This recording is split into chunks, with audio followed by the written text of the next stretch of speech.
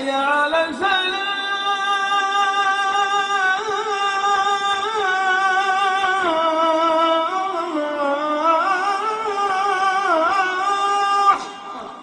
اپنے والد کے ساتھ رہے، حضرت یوسف علیہ السلام کے ساتھ رہے.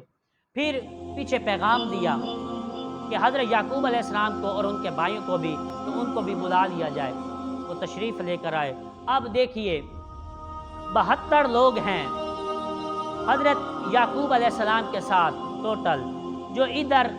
یوسف علیہ السلام سے ملنے کے لیے آ رہے ہیں، اور ادھر حضرت یوسف علیہ السلام وہ سینکڑوں کا لشکر تیار کر کے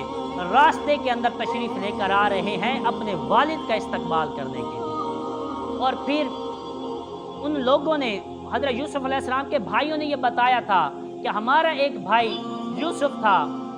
وہ ہم سے جدا ہوا اور اس کو بھیڑیا کھا گیا، اور تو اس کی جدائی کے اندر ہمارا والد جو وہ رو رو کر آنکھوں کی بینائی دے دی ہے، ان کی آنکھوں کی بینائی چلی گئی. تو حضرت یوسف علیہ السلام نے اپنی قمیض اتار کر ان کو دی اور فرمایا جاؤ اور اپنے والد کو کہنا کہ یہ آنکھوں پر لگا دے، اس کے قمیض لگانے کی برکت سے اللہ ان کی بینائی کو واپس لوٹا دے گا. اور قرآن مجید فرقان حمید میں جزاک اللہ ارشاد فرماتا ہے اذهبوا بقمیصی ھذا فالقوہ ابی یاتی بصیرا، کہ وہ جب قمیض ان کی آنکھوں کے اوپر لگائی گئی تو اللہ تبارک و تعالیٰ نے وہ بینائی ان کو واپس لوٹا دی. تو میاں اب جب ان کو پتہ چلا کہ مصر کا بادشاہ اب کوئی اور نہیں ہے، حضرت یعقوب علیہ السلام کا صاحبزادہ حضرت یوسف علیہ السلام ہی ہیں، تو پھر اب حضرت یعقوب علیہ السلام کے ساتھ ان کے بیٹے بھی اور لوگ بھی 72 لوگ وہاں سے کنان سے روانہ ہوئے. اور ادھر حضرت یوسف علیہ السلام استقبال کرنے کے لیے کئی سینکڑوں کا لشکر تیار کیا اور راستے کے اندر تشریف لے کر آئے حضرت یعقوب علیہ السلام کا استقبال کرنے کے لیے. جب آپس میں ملے تو پھر اس قدر وہ جدائی جو تھی وہ اتنی ہیوی ہو چکی تھی کہ اب جب ملنے کی باری آئے، باپ اور بیٹا جب گلے لگے ہیں تو پھر اس قدر محبت کے ساتھ گلے لگے ہیں اور آنکھوں سے آنسو اس قدر بہ رہے تھے کہ اب تفسیر کے اندر آتا ہے کہ حضرت جبرائیل علیہ السلام تشریف لے کر آئے اور یعقوب علیہ السلام کو کہنے لگے کہ اے یعقوب علیہ السلام، آپ اس قدر محبت کے ساتھ اپنے بیٹے کے گلے مل رہے ہیں، اوپر تو ذرا دیکھیے کہ اللہ کے فرشتے بھی اس منظر کو دیکھ رہے ہیں اور رشک کر رہے ہیں. تو جناب اس محبت سے معلوم یہ ہوتا ہے کہ فقط لوگ یہ کہتے ہیں، ناتھان احباب یہ کہتے ہیں کہ ماں ہی محبت کرنے والی ہے اپنے بیٹے کے ساتھ. ہاں بے شک ماں ہی محبت کرنے والی ہے، اس بات سے کوئی بھی انکار نہیں ہے، لیکن جس قدر باپ اپنے بیٹے کے ساتھ محبت کرتا ہے وہ سورہ یوسف کے اندر بھی اس بات کو واضح کر دیا گیا ہے کہ جب باپ محبت کرنے پہ آتا ہے تو وہ اپنے بیٹے کی جدائی کو بھی برداشت نہیں کر سکتا، اور اس قدر اپنے بیٹے کی محبت کے اندر فریفتہ ہو چکا ہوتا ہے کہ وہ جب جدا ہوتا ہے تو پھر رو رو کر ان کی بینائی بھی چلی جاتی ہے. ہاں نبی اکرم نور مجسم صلی اللہ تعالی علیہ وبارک وسلم کی بارگاہ میں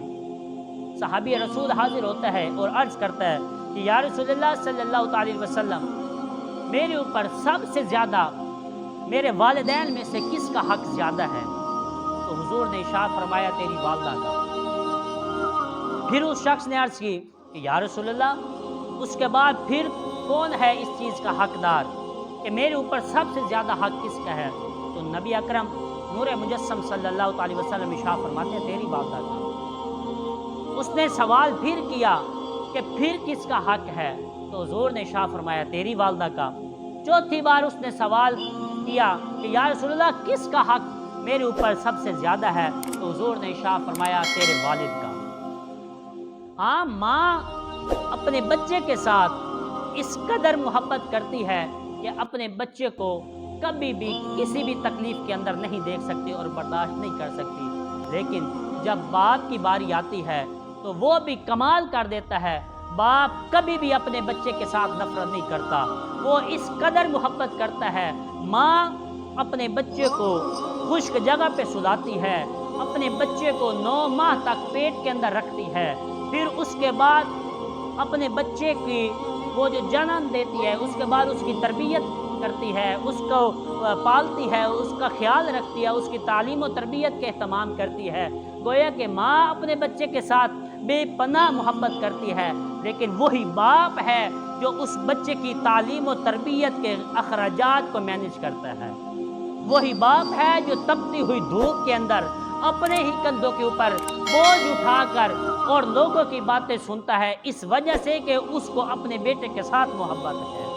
اس کو اپنی اولاد کے ساتھ محبت ہے۔ وہ لوگوں کے گھروں کا کام کر کے، لوگوں کے متحد کام کر کے، لوگوں کی باتیں سن کر وہ یہ ثابت کر دینا چاہتا ہے کہ یہ جو میں موسم کا خیال بھی نہیں رکھتا، یہ دھوپ اور سردی اور گرمی کا بھی احساس میں نہیں کرتا، اور اپنے جسم کے اوپر جو میں یہ